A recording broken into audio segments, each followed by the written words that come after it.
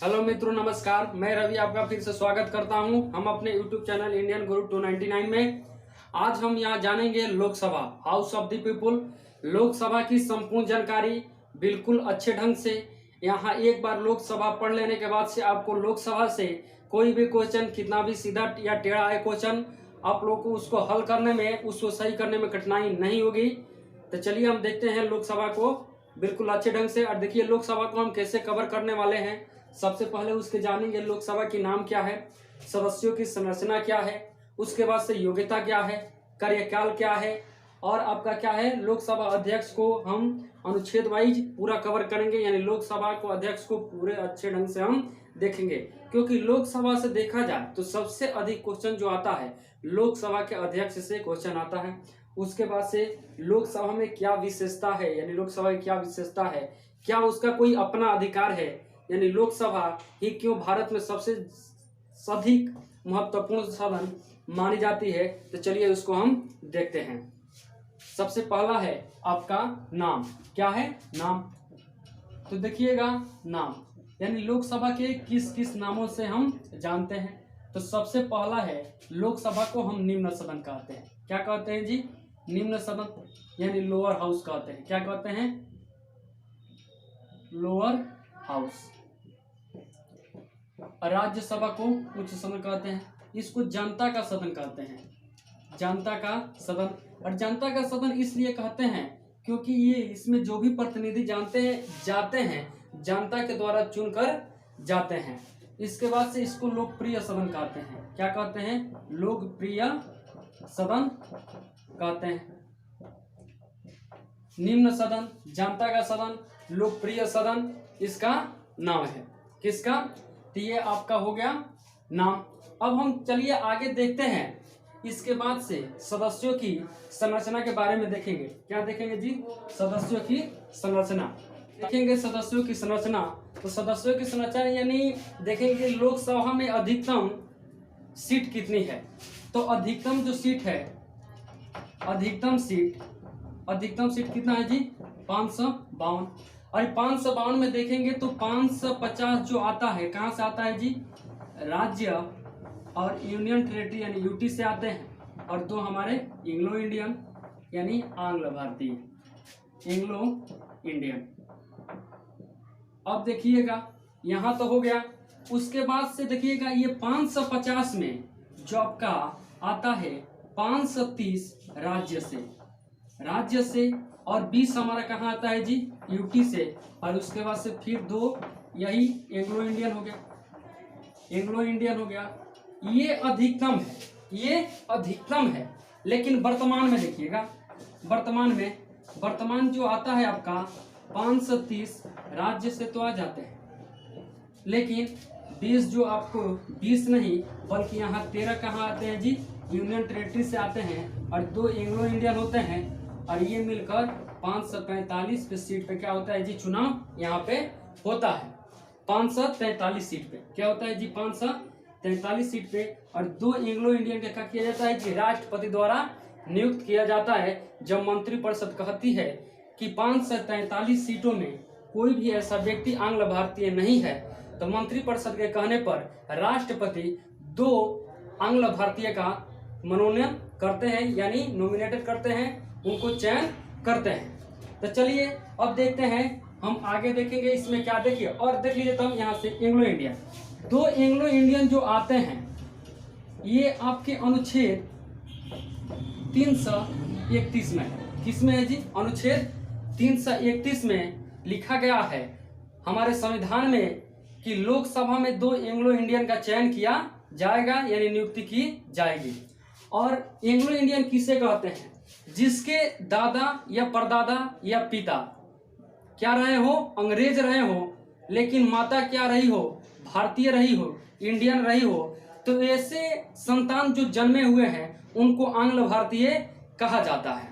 और इसकी आंग्ल भारतीय का परिभाषा अनुच्छेद 366 में है। कितना है जी? अनुच्छेद 366 में है। ये इससे पूछता है आंग्ल भारतीय से क्वेश्चन, दो अनुच्छेद पूछता है कि आंग्ल भारतीय का परिभाषा किस अनुच्छेद में है। तो अनुच्छेद 366 में है। लेकिन आंग्ल भारतीय का जो आरक्षण संबंधित प्रावधान है वह किसमें है जी? अनुच्छेद 331 में है। अब चलिए हम देखते हैं कि आपका सदस्यों का चयन, सदस्यों का चयन कैसे किया जाता है, तो आइए देखते हैं। यहाँ पे बहुत अच्छे ढंग से देखेंगे सदस्यों का चयन कैसे किया जाता है। तो चलिए अब आता है सदस्यों का चयन। तो सदस्यों का जो चयन किया जाता है, सबसे पहले आपका देखिएगा वयस्क मताधिकार द्वारा, वयस्क मताधिकार द्वारा, यानी 18 प्लस जो भी व्यक्ति हो जिनका वोटर आईडी कार्ड हो, वो क्या करते हैं जी? इसमें प्रत्यक्ष विधि द्वारा चुनाव करते हैं। प्रत्यक्ष विधि द्वारा क्या करते हैं? अपना मत देते हैं। और जो मत होता है सार्वभौमिक मतदान होता है, यानी सभी लोग कहते हैं सार्वभौमिक मतदान। इसमें वयस्क मताधिकार द्वारा, यानी 18 प्लस जो भी व्यक्ति हैं जिनका वोटर आईडी कार्ड हो, वह क्या करते हैं जी? सार्वभौमिक मतदान करते हैं, सभी लोग मिलकर करते हैं। और ये अपने प्रतिनिधि के जो भी उस लोकसभा क्षेत्र में कैंडिडेट उठे रहते हैं, जैसे मान लीजिए 4 उठे हैं, एक ए उठा है, एक बी उठा है, एक सी उठा है, एक डी। इसमें से जिसको भी सबसे अधिक, मान लीजिए इसको 15 मिला, इसको 20, इसको 10, इसको 25, तो जिसमें सबसे अधिक जिसको मिला है उसी को क्या जी? विजयी घोषित कर दिया जाता है। यानी सबसे अधिक मिला है किसको जी? डी को। तो इस संसद जो बनेगा वो क्या होगा जी? कौन बनेगा? यहाँ पे डी बनेगा। तो ये हमारा होता है वयस्क मताधिकार और सार्वभौमिक मतदान जो होता है, और ये जो होता है प्रत्यक्ष विधि द्वारा होता है। सदस्यों का चयन इसी माध्यम से किया जाता है। अगला हम देखेंगे, चलिएगा अब कार्यकाल देखेंगे। क्या देखेंगे जी? कार्यकाल। आइए हम देखते हैं लोकसभा में सदस्यों की कार्यकाल कितना होता है, कितना टेन्यूर होता है उसका। देखिएगा कार्यकाल, देखिए लोकसभा के सदस्यों का कार्यकाल हम देखें तो 5 ईयर्स होती है। कितना होता है जी? 5 ईयर्स। लेकिन हम इसको घटा सकते हैं, बढ़ा सकते हैं कुछ विशेष परिस्थिति पे। अगर क्या हो कि लोकसभा अपना पूर्ण बहुमत खो दे, पूर्ण बहुमत खो दे, तो क्या करते हैं? प्रधानमंत्री के सलाह पे राष्ट्रपति लोकसभा को भंग कर देते हैं और वहां की सदस्यता समय से पहले ही क्या हो जाती है जी? समाप्त हो जाती है। यदि क्या हो जाए कि वो पूर्ण बहुमत खो दे, तो प्रधानमंत्री राष्ट्रपति को कहते हैं, तो राष्ट्रपति अनुच्छेद 85 के अनुसार लोकसभा को क्या कर देते हैं जी? भंग कर देते हैं। और जो आता है आपका अगर 352 आपातकाल लग जाए, क्या जी? आपातकाल लग जाता है, यानी कोई बाह्य आक्रमण हो जाए, पूरे भारत में सशस्त्र विद्रोह हो जाए, उसको कंट्रोल करना आसान ना हो, चाहे पूरे देश को एकदम एकजुट करना हो और उससे लड़ना हो, उसी में हम लोग व्यस्त हैं। चुनाव की कोई माहौल नहीं बन रहा है, अब नहीं कर पा रहे हैं, चुनाव बनाने की परिस्थिति में हम नहीं हैं, चुनाव करने की परिस्थिति में नहीं है। तो इसमें अनुच्छेद 83A में लिखा गया है कि हम 1 साल तक लोकसभा सदस्य का टेन्यूर बढ़ा सकते हैं, समय को क्या कर सकते हैं जी? बढ़ा सकते हैं 1 साल, ठीक है ना? 1 साल हो गया। और पुनः देखें कि वैसे ही हालात है तो पुनः 1 साल फिर हम बढ़ा सकते हैं, और फिर देखें कि वैसा ही हालात अभी चल रहा है तो फिर बढ़ा सकते हैं। ऐसे करके हम अनिश्चित काल तक बढ़ा सकते हैं, अनिश्चित काल तक। ये कोई फिक्स नहीं है हम 3 साल बढ़ाएं, 2 साल बढ़ाएं, नहीं, जब तक वो आपातकाल चलता रहेगा हम प्रस्ताव पारित करके 1 साल करके यहाँ से हम बढ़ा सकते हैं। तो ये लोकसभा का कार्यकाल होता है। लेकिन ऐसे कार्यकाल कुछ है कि लोकसभा का कार्यकाल कितना होता है तो 5 वर्ष। कुछ परिस्थिति में लोकसभा का कार्यकाल घट या बढ़ सकता है, ऐसे भी क्वेश्चन पूछ लिया जाता है। तो चलिए हम आगे फिर देखते हैं कार्यकाल के बाद से लोकसभा अध्यक्ष के बारे में हम यहाँ से बहुत अच्छे ढंग से देखेंगे। आइए, क्योंकि लोकसभा अध्यक्ष से बहुत ज्यादा क्वेश्चन पूछता है, आपके एग्जामों में देखिएगा तो बहुत ज्यादा आपको देखने को मिलेगा कि लोकसभा अध्यक्ष से कितना क्वेश्चन पूछ रहा है। तो चलिए यहाँ पर देखेंगे हम सबसे पहले लोकसभा लोकसभा अध्यक्ष, लोकसभा अध्यक्ष क्या देखेंगे जी, लोकसभा अध्यक्ष। तो सबसे पहले अनुच्छेद 93 से 97 तक लोकसभा अध्यक्ष के बारे में बताया गया है। अनुच्छेद 93 से 97 तक लोकसभा के अध्यक्ष के बारे में बताया गया है। अनुच्छेद 93 कहता है, अनुच्छेद 93 कहता है कि निम्न सदन में यानी लोकसभा में एक अध्यक्ष होगा। क्या होगा, अध्यक्ष होगा, यानी लोकसभा के अध्यक्ष का पद होगा। क्या होगा, पद होगा। और ये कैसा व्यक्ति होगा, उसी सदन का होगा। क्या होगा, उसी सदन का होगा। ये देखिएगा, ये भी लिखा है, उसी सदन का होगा, उसी सदन का होगा। ये नहीं बल्कि राज्यसभा में पढ़िएगा तो राज्यसभा एक ऐसा सदन है जिसमें उसका सभापति यानी चेयरमैन उस सदन का नहीं बल्कि दूसरी जगह से लाए जाते हैं। लेकिन लोकसभा में ऐसा नहीं होता है, उसका जो अध्यक्ष होते हैं उसी सदन का होते हैं। अब देखिएगा अनुच्छेद आपका अब आता है क्या, 94। इसमें क्या है जी, कार्यकाल है। क्या है, कार्यकाल। तो देखिएगा, तो लोकसभा का कार्यकाल ऐसे पूछे तो 5 इयर्स का होता है। कितना होता है, 5 इयर्स का। लेकिन ये किस दिन से होता है, देखिएगा लोकसभा जो होता है अध्यक्ष होता है उसका पद जिस दिन से पहली बैठक होती है, पहली बैठक यानी मान लीजिए 16वीं लोकसभा की पहली बैठक हुई, जब तक 17वीं लोकसभा की पहली बैठक नहीं होती है तब तक अध्यक्ष का पद चलता रहता है, तब तक अध्यक्ष का पद चलता रहता है। और संसद हट जाते हैं लेकिन अध्यक्ष का पद चलता रहता है। और हमेशा ध्यान रखिएगा लोकसभा अध्यक्ष कभी भी संसद ही बनता है, दूसरा कोई नहीं बनता है। ताइए हम और देखते हैं, ये हुआ हमारा काजी कार्यकाल, यानी पहले से 16वीं लोकसभा चुनाव से पहली बैठक से 17वीं लोकसभा की पहली बैठक तक ये लोकसभा अध्यक्ष का पद चलता रहता है, चाहे वो प्रस्ताव खत्म हो जाए, चाहे लोकसभा विघटन ना हो जाए, उससे उसका पद की विघटन नहीं होता है। ठीक है, अब देखिएगा, अब और बताते हैं कि लोकसभा अध्यक्ष को शपथ कौन दिलाता है, लोकसभा के अध्यक्ष का शपथ कौन दिलाता है।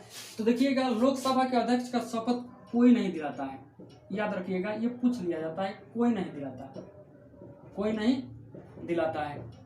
लेकिन क्या ये शपथ नहीं लेते हैं, हाँ लेते हैं, लेकिन ये अपने संसद पद के लिए लेते हैं, लोकसभा के अध्यक्ष के पद के लिए नहीं लेते हैं। कौन लेते हैं जी, संसद पद के लिए लेते हैं। और कौन दिलाते हैं, तो देखिएगा आपको प्रोटेम स्पीकर,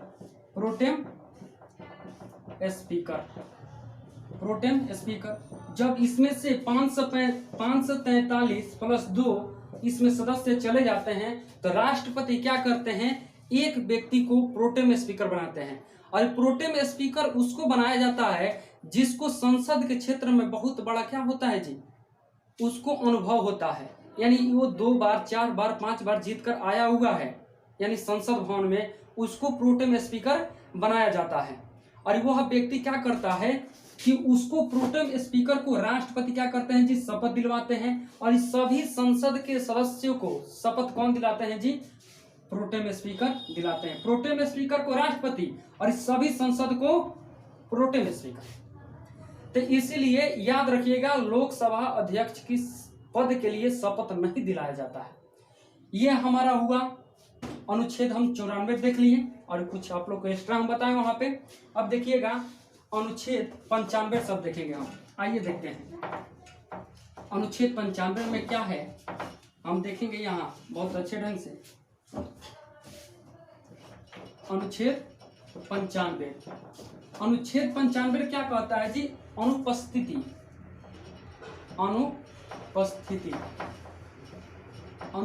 क्या है, देखिएगा यहाँ पर ये। और जब लोकसभा के अध्यक्ष क्या हो जी, अनुपस्थित हो, यानी उस पद पे किसी कारणवश किसी पारिवारिक मामला से, किसी फंक्शन पार्टी में या किसी विवाह समारोह में लोकसभा अध्यक्ष चले गए हैं, वहाँ संसद भवन में उपस्थित नहीं हुए हैं, तो इसके लिए उपाध्यक्ष होते हैं। उपाध्यक्ष होते हैं वो क्या करते हैं जी, लोकसभा के संसद की अध्यक्षता करते हैं। कौन करते हैं? उपाध्यक्ष करते हैं। अगर ये मान लीजिए कि उपाध्यक्ष भी नहीं है, उपाध्यक्ष भी नहीं है, तो अब कौन करता है जी, उसी संसद के सदस्य में से सभी लोग मिलकर उसका उस दिन के लिए चयन करते हैं और वह क्या बनता है जी, वो लोकसभा अध्यक्ष के पद का संचालन करता है, उसी में से चुना जाता है। लेकिन ये मान लीजिए जो क्या हुआ, अध्यक्ष का पद वैकेंट हो गया, यानी खाली हो गया। क्या हो गया? खाली हो गया।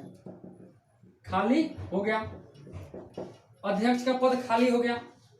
अगर पूरा, चाहे वो मृत्यु हो गया, चाहे प्रस्ताव द्वारा हटा दिया गया, और इसी तरह उपाध्यक्ष का पद भी खाली हो गया। क्या हो गया? खाली हो गया। तब हम कैसे क्या करेंगे जी? तब क्या करते हैं, राष्ट्रपति किसी व्यक्ति को क्या करते हैं जी, नियुक्त कर देते हैं और वह व्यक्ति लोकसभा के सदनों का क्या करता है जी, संचालन करता है। तो ये आप लोग समझ गए। अगर है वह उस पद पर है लेकिन उपस्थित नहीं हुए हैं, तब लोकसभा के सभी सदस्य ही चयन कर अपने सदन का संचालन करा लेते हैं, लेकिन वो पद वैकेंट हो जाता है, तब राष्ट्रपति उसका क्या करते हैं जी, चयन करके वो लोकसभा के सदन को संचालन किया जाता है।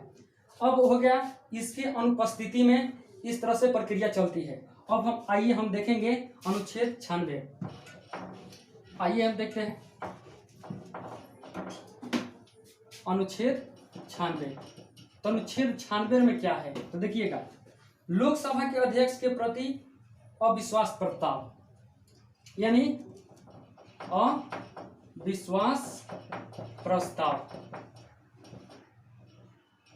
अविश्वास प्रस्ताव। देखिएगा, जब अगर किसी कारणवश अगर सदन का सदस्य चाहे कि लोकसभा के अध्यक्ष को पद से हटा दिया जाए, तो एक प्रस्ताव लाया जाता है उसके प्रति अविश्वास प्रस्ताव। और अविश्वास प्रस्ताव हमेशा लोकसभा में लाया जाता है क्योंकि लोकसभा की बात है। और इसे लाने से 14 दिन पहले उनको सूचित करना पड़ता है। उनको क्या जी, सूचित करना पड़ता है। हम 14 दिन पहले उनको सूचित कर दें, वो चाहेंगे तो वकील भी कर सकते हैं, और क्योंकि वो अपना बात रख सके सदन में, अपना वो बात रखने के लिए उनको 14 दिन पहले सूचित कर देना चाहिए। और ये जो पारित होता है, ये साधारण बहुमत से ही पारित हो जाता है। साधारण बहुमत से ये प्रस्ताव पारित हो जाता है और इसके बाद से लोकसभा के अध्यक्ष अपने पद से हट जा सकते हैं।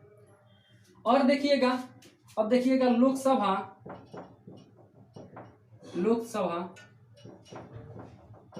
के अध्यक्ष और उपाध्यक्ष का इस्तीफा किस तरह से इस्तीफा देते हैं, तो लोकसभा के अध्यक्ष उपाध्यक्ष को इस्तीफा देते हैं और उपाध्यक्ष अध्यक्ष को इस्तीफा देते हैं। समझ गए ना? यानी दोनों एक दूसरे को दे देते हैं, अध्यक्ष उपाध्यक्ष को और उपाध्यक्ष अध्यक्ष को। ये हो गया अनुच्छेद 96 से। जो बात इसका कुछ महत्वपूर्ण फैक्ट था वो हो गया। अब हम देखेंगे अनुच्छेद 97। क्या देखेंगे जी? अनुच्छेद 97 देखेंगे। चलिए आइए देखते हैं अनुच्छेद 97 के बारे में। हम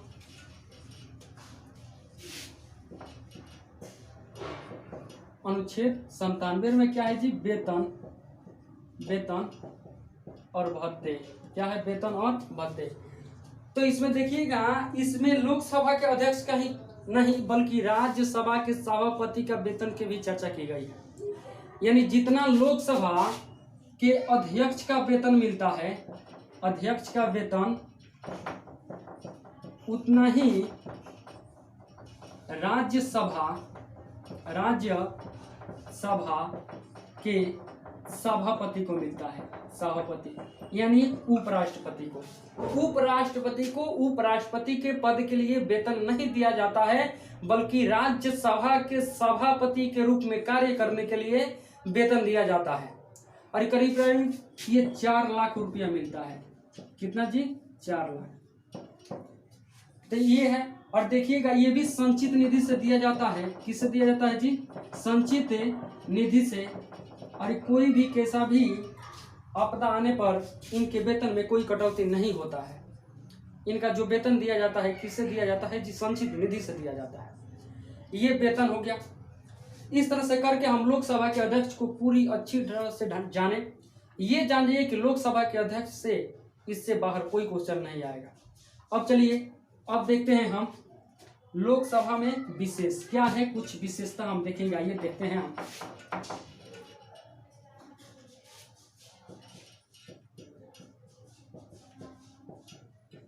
लोकसभा में विशेष,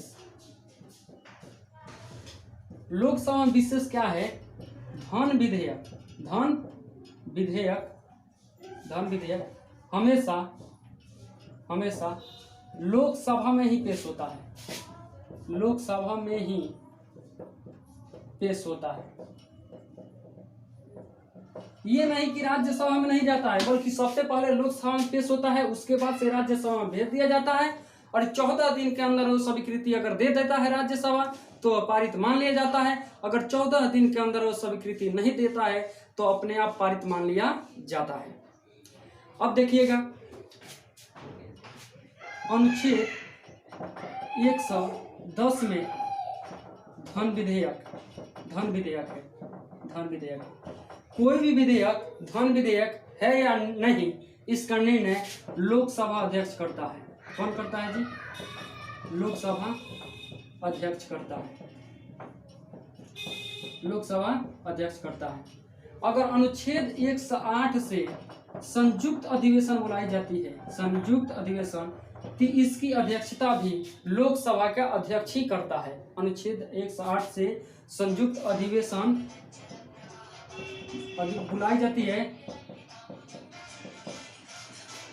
बुलाई जाती है तो इसका जो अधिवेशन कौन करता है? कि लोकसभा का अध्यक्ष ही करते हैं।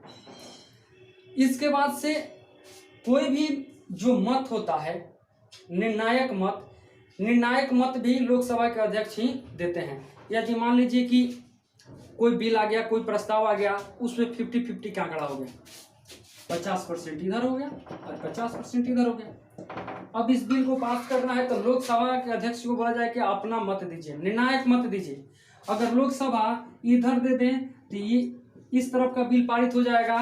अगर ये हाँ में है, ये ना में है। अगर इधर मत दे दे तो हाँ हो जाएगा और ये ना हो जाएगा। अगर ना में मत दे दें तो ये बिल का ना हो जाएगा, वो पारित नहीं माना जाएगा। इस तरह से क्या होता है जी? लोकसभा की अध्यक्ष का और कुछ इसकी विशेष पहलू है। देखिएगा संविधान संशोधन में ही लोकसभा के कुछ विशेष पहलू है। जैसे कोई कानून बनाना है, क्या जी? कोई कानून बनाना है तो देखिएगा कानून बनाना है तो उसमें लोकसभा की बहुत बड़ी भूमिका होती है, क्योंकि लोकसभा के सदस्यों की संख्या क्या होती है जी? अधिक होती है। यानी खुद 545 होता है और उसका 245 होता है, तो खुद 50+ से अधिक होता है। कोई भी विधेयक पारित करना होता है तो सबका एक मत के बराबर अधिकार होता है। तो ऐसे ही लोकसभा में डाल दिया जाता है तो लोकसभा पारित कर देता है। अगर राज्यसभा के पास जाता है, अगर पारित नहीं किया जाता है तो संयुक्त अधिवेशन 108 से अनुच्छेद 108 से बुलाकर उसको पारित करा लिया जाता है।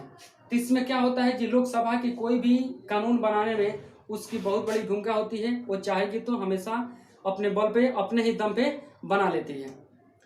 ऐसे करके हमारा ये वीडियो समाप्त हुआ। ये वीडियो आपको कैसा लगा? अगर अच्छा लगा है तो हमारे YouTube चैनल इंडियन गुरु 299 को जरूर सब्सक्राइब करें और हमारे वीडियो को लाइक शेयर कमेंट जरूर करें। जय हिंद, जय भारत।